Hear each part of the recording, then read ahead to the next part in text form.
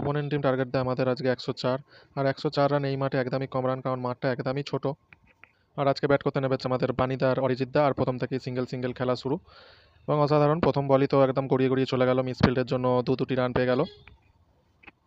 তারপরেই হঠাৎ করে বানিদা আমাদের জেগে ওঠে এবং দুমদাম মার শুরু করে দেয়। প্রথম বলই একদম একটা ঝাঁটার মতন কি শট মারে, পুরো মেরে 6 না এটা 4 হয়, তারপরে এটা 4 হয়ে যায়। তারপরে একটা ঝাঁপিয়ে পড়ে কাট শট, যেটা মাথার উপর দিয়ে চলে যায় পয়েন্টে 6টি রানের জন্য। অসাধারণ ছয়, অসাধারণ।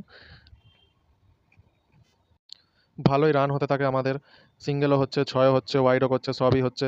কিন্তু একটা কথা, অরিজিৎ দা স্ট্রাইকে আসতে পারছে না, শুধু রান নিয়ে যাচ্ছে, শুধু রান নিয়ে যাচ্ছে, দৌড় করিয়ে যাচ্ছে। অরিজিৎ দিকে বলছে থামো থামো, আমাকে একটু ব্যাট করতে দাও, বলে ইচ্ছা করে রানটা না নিল, নিয়ে ব্যাট করার জন্য দাঁড়িয়ে গেল। যাই হোক, এবারে ব্যাট করে, দেখি কেমন ব্যাট করে আমাদের অরিজিৎ দা।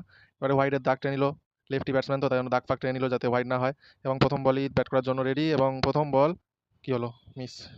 প্রথম বলে মিস করে গেছে, আবার দৌড় করেছে, মিস মিস হয়েছে ব্যাটে, তাও দৌড় করাচ্ছে বানিদা। এ কি বলছে, কি করাবে একে। যাই হোক, এইভাবে ব্যাট তো পাচ্ছে না, দৌড় করিয়ে যাচ্ছে। कैसे कैसे लोग रहते हैं यार यहाँ पर। এবার স্ট্রাইকে এসছে আমাদের অরিজিৎ দা, এবার অনেকক্ষণ পর স্ট্রাইকে এসছে। এবার মনে হচ্ছে একটা 6 মারবে। তারপরে এবার দেখা যাক অরিজিৎ দা কি করতে পারে এই বলটায়। মনে হচ্ছে এটা দেবে, কিন্তু বাপরে আবার সেই একই বল, একই রকম শট মারতে গিয়ে আবার মিস করেছে। কিন্তু এবার আর দৌড়ায়নি, বলে আমি ব্যাট করবো এবারে।